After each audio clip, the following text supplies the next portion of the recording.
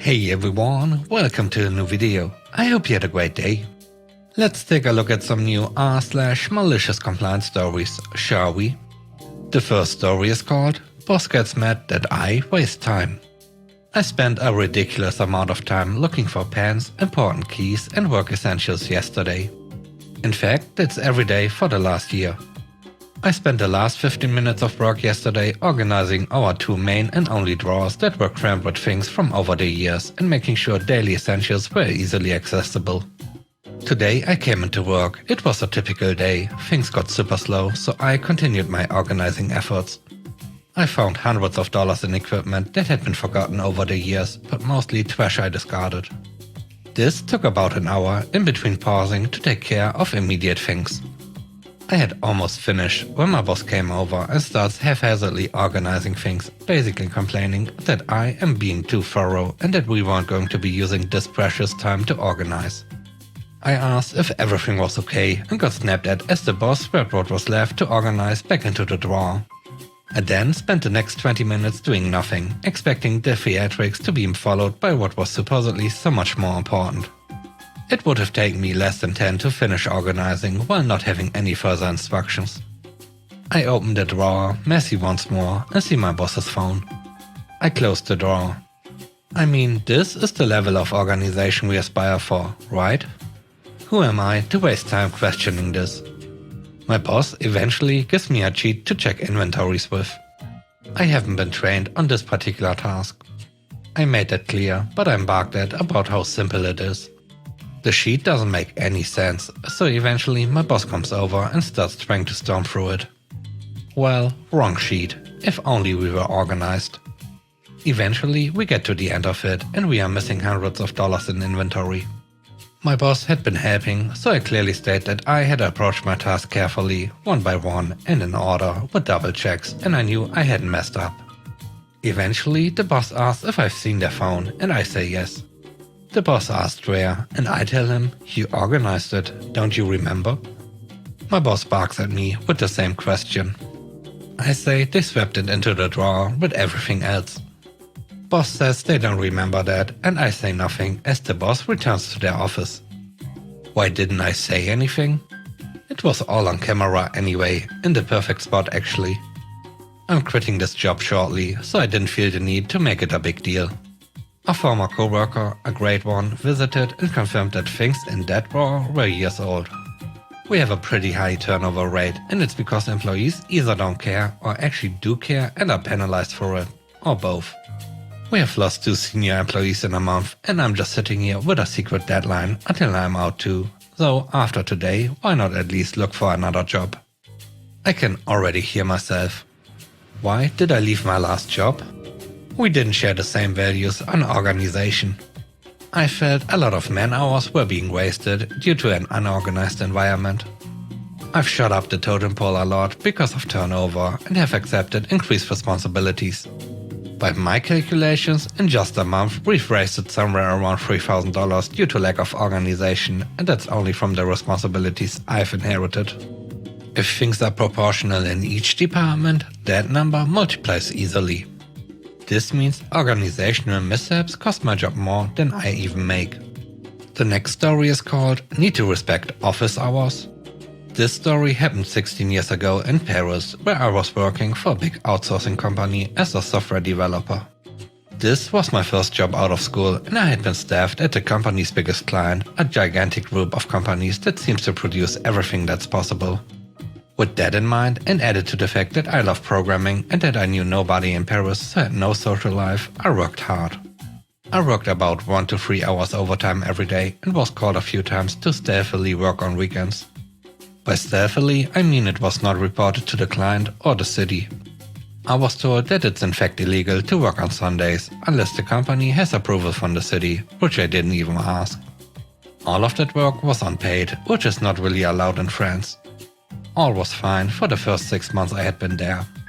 To avoid rush hours, I used to come in around 10 AM instead of 9. I had never been told what our office hours were and nobody complained, so I thought 10 AM was okay. That was until the only morning I arrived at 9:30. The sales manager, who oversaw our team of programmers and was above my manager, approached me in the hall while I was coming in. He told me the client had been complaining about my hours and that I should make sure I'm here at 9 AM, the agreed start of our office hours. I found it strange, as the client really didn't seem to care about my whereabouts, and the way that this guy talked to me made me think he just decided to show me who the boss was. I started to reply with something like, well, but he cut me off after my first word and berated me that I was not special, that I just needed to follow the rules. That's where I think I reared into MC. I cut his berating off. Yes, he was still going on, maybe he had too much free time, and apologized profusely. That shut him up. Now I could continue with something like, I was not aware that 9 to 6 were official office hours, but I will make sure I respect it. I'm very sorry about that. I'll be sure to be here at 9 and leave at 6 sharp. I used to stay until sometimes 9. Wow, even 10 PM, now that I think about it. But be assured, I will be out at 6 from now on. I would not want to cause any trouble. I excused myself, saying that my manager will be wondering where I am, so I need to turn in, and left for my desk. That day, I left at 6 PM.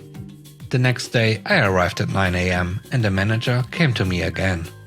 I greeted him with, "Hi, see, 9 AM sharp," and with a big smile. He then went to explain that he talked to the client and that he fought for me, and they finally agreed for me to come in at 10 AM. Yeah, right. I expressed how happy I was and was about to leave when he said before I was too far, "That means you'll be okay with overtime, right?" That's how I knew I was right all along and that he probably never had any talk with the client from the start. I just replied, "We'll see. Now that I've tasted how nice it is to leave on time, I can't guarantee anything." That was just to worry him, because I knew I was busy enough to stay and I had nothing to do at home anyway. The last story is called, They Let Me Go Without Knowing What I Do. I was working for a logistics company several years ago. They went through a merger and wound up shutting our office down. They presented it to us like they were doing us a favor and expected me to pick up and move states to keep working with them. That obviously wasn't in the cards, so what happened next was a bit of fun. When we got the email talking about the merger, I had my reservations. When we got a second email indicating that the company president, vice president, head of sales and our HR supervisor were all coming down to meet our 8-person office, I clearly saw the writing on the wall. You don't send that type of firepower if something great is happening. The day of the meeting comes up and they told us that due to the merger they were shutting down our office. But we could go to any of the other offices they or the new company had. I wasn't 100% not going to move, but I wanted to know my options. To say they weren't prepared for this meeting is an understatement. I asked them several questions that were critical to me making a decision on my future within the next 5 days. Will you pay moving expenses? Will you pay to break my lease? This was March and I renewed my lease in February. Will you pay cost of living adjustments if average costs are higher where I go? The answer to all three was initially, we don't know, we'll have to get back to you. This was on a Friday and they told me that by the end of that day I would have my answers. Shockingly enough, come Monday, I do not have these answers. I told this to my local manager and he cussed under his breath and hopped on the phone. About 30 minutes later, I get my answers. No to everything. While I had expected these answers, I could tell they did not expect my next question. By the merger, I had just gone over 3 years with the company. I asked them what the severance package looked like. One more time, I was told, we don't know, we will have to get back to you. A couple of hours later, they offered me 1 month's salary, not factoring in my commissions, which had exceeded my salary. Not only did they offer me scraps, they wanted me to sign a new non-compete with all sorts of teeth. Needless to say, I told them no thanks to all of it. This made them mad, and then they told me that I could turn in my stuff and would be paid for the next 2 weeks. What they didn't know or ask is what I was working on. In this business, it's typically very easy to pick up the ball for someone else. Unknown to them, I was working on an incredibly complicated project moving a portable air traffic control tower from Jacksonville to Puerto Rico. This is also a government project since it's involving airports, so all the T's needs to be crossed along with all the I's dotted. To get this down to Puerto Rico, we put it on a barge. This thing was basically a massive camper converted with a pop-up tower and all sorts of electronics if you're trying to imagine it. Oversized and needing permits to move. I honestly can't tell you what happened from this point, I never found out.